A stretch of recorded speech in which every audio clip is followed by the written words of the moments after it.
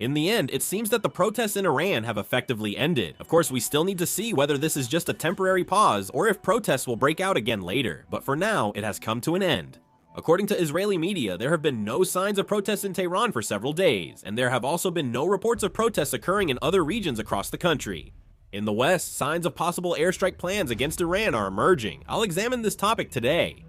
Iran's protests, which started on December 28, 2025, had stopped by January 14. The government cracked down hard, using machine guns and rifles, leading to violent suppression. Columbia Broadcasting System in the United States estimates up to 20,000 deaths from this violent crackdown, highlighting the high casualty toll. The protests seem to have quieted down, but many experts believe that it is highly likely the protests will not stop here. The reason is clear. The fundamental causes that have shaken Iranian society have not been resolved at all. The starting point is clearly economic issues. As the value of Iran's currency has plummeted to near collapse, the daily lives of its people have been devastated. Back in 2015, the exchange rate was about 32,000 rials per dollar, but now it has soared to 1.45 million rials. In just 10 years, the exchange rate has skyrocketed more than 44 times. In Korea, this would be like the exchange rate hitting over 67,000 won per dollar, showing total loss of trust in the economy. Especially after the war with Israel ended last June, the speed of the rial's decline accelerated even more. In just 6 months after the war, the currency's value dropped by about 40% additionally. On top of that, with the annual inflation rate reaching 422%, the economy has entered a deadly, uncontrollable state. The reality that people are experiencing is even more serious. The prices of basic food ingredients, including chicken and dairy products, have soared across the board, and recently, even cooking oil itself has disappeared from the market. Food prices rose 72% from last year, and cheese packs jumped from 6 to 8 million rials quickly. Iran's average minimum wage is about 9.29 million rials, barely enough to buy one pack of cheese after a full month's work. People's survival is now at risk, and notably, merchants are leading these protests, a highly symbolic role in modern Iranian history. That's because, during the 1979 Islamic Revolution, it was the merchants who played a decisive role in toppling the Pahlavi dynasty. At that time, the merchants provided financial support to the Islamic forces and became the driving force behind the regime change. But now, those same merchants are turning their backs on the Islamic regime. This can be interpreted as a sign that the cracks within the regime have deepened significantly. On top of that, with thousands or even tens of thousands being massacred, both anger and fear toward the regime are building up at the same time. Considering all these circumstances, this is why there are assessments that the collapse of the Iranian regime is only a matter of time and is highly likely to become a reality sooner or later. Since no real solutions have been offered in Iran's economic, social, or political areas, instability there will likely keep growing. However, in this situation, it appears that the international community is preparing to intervene. Of course, President Trump has stated that since Iran has stopped executions, he will also halt military action, but that statement does exist. Additionally, key United States military assets remain in the Middle East, and European fighter jets are arriving in the region. For example, the United States Nimitz-class carrier Lincoln is moving at full speed from the South China Sea to the Middle East and may arrive by January 20th, 3 days from now. In addition, according to Fox News, major assets like United States aerial refueling aircraft are being deployed to the Middle East. Senator Lindsey Graham even described this as the biggest moment of change since the fall of the Berlin Wall. Let's take a closer look. This satellite image, taken on January 15th, shows Al Udeid Air Base and Prince Sultan Air Base in Saudi Arabia. Transport aircraft have left, but aerial refueling planes have increased.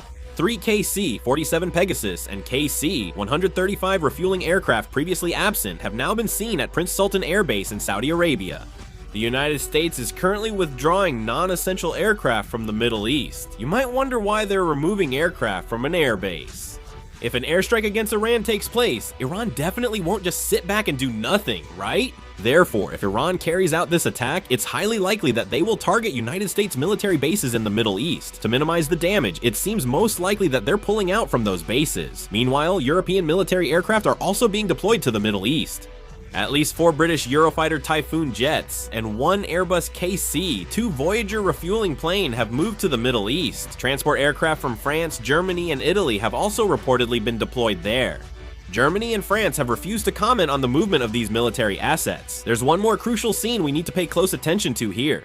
Western countries are almost simultaneously rushing to evacuate their personnel and citizens from Iran. The evacuation of diplomatic missions is always considered a last resort because such a measure is only taken when diplomatic channels are virtually paralyzed or when there is a high likelihood of military conflict breaking out in the near future.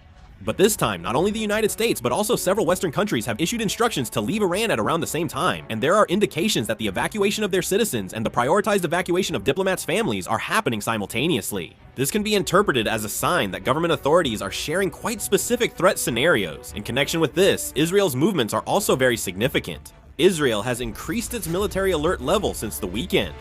They've added Iron Dome defenses around the city center and key sites, and opened civil defense shelters to the public, which are rarely used. Israel only takes such visible steps when facing a real, imminent threat. This indicates they view the risk of retaliation by Iran or its allies as high.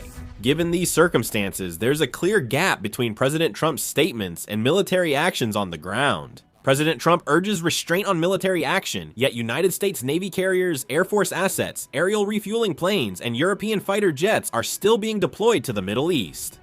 Considering that military operations must be fully prepared well before any public statements, the current movements seem to be creating a situation where all options are ready and the button can be pressed at any time. Some see President Trump's remarks as deceptive. On the surface, he makes statements that seem to ease tensions, but in reality, it's a way to keep the other side on guard and prevent them from taking any preemptive action by maintaining pressure. A similar case happened during the airstrike on Venezuela. Despite denials of military action, aircraft carriers and special forces were deployed, and military action ultimately took place. Current Middle East developments resemble past patterns, making it hard for analysts to take statements at face value. It's hard to dismiss that the current calm may be the calm before the storm, rather than due to ease tensions. Concerns about this situation remain. The United States hesitates on military action against Iran largely due to Iran's fragile internal structure. Iran may appear unified, but it's actually made up of various ethnic groups. Among Iran's total population, Persians make up about 51%, which is the majority. Next, Azeris account for about 24%. In addition, Kurds make up about 7%, and Baloch people account for about 2%. This composition could cause major instability if the regime collapses. In the case of the Azeris, they have been relatively deeply integrated into the Iranian system and have shown a relatively passive attitude towards separatism. However, the situation is completely different for the Kurds and the Baloch people. They have faced long-standing discrimination from the Iranian government, voiced demands, and have a history of armed struggle and separatist movements. For the Kurds who live in Iran, Iraq, Turkey, and Syria, a collapse of power in Iran could trigger a cross-border chain reaction. The Baloch people are active near Pakistan's border, and weaker central control could let them grow their influence. If external military intervention quickly destabilizes or topples the Iranian regime, the issues likely won't end with regime change.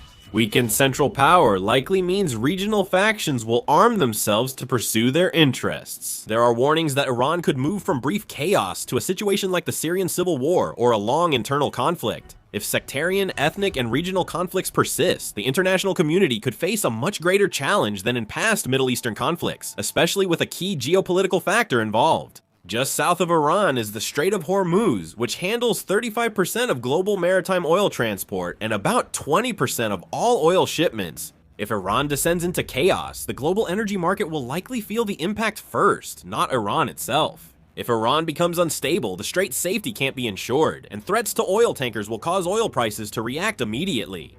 For this reason, the United States and Western countries are pressuring Iran, but at the same time, they are extremely wary of a scenario in which Iran completely collapses. The regime is problematic, but letting the country collapse would be too hard to manage. Military action could impact not only Iran, but also destabilize the Middle East and global economy, making this issue one of extreme choices and risks. In the end, the West's concern over the Iran issue is not about whether to attack, but rather about who will handle the chaos that will unfold after an attack and how. We need to watch how the United States, the West, and the world respond. Embassy evacuations and United States strategic deployments often precede war, so these signals are serious. What do you think about the current situation? Please let us know in the comments. That's all for this video. Thank you.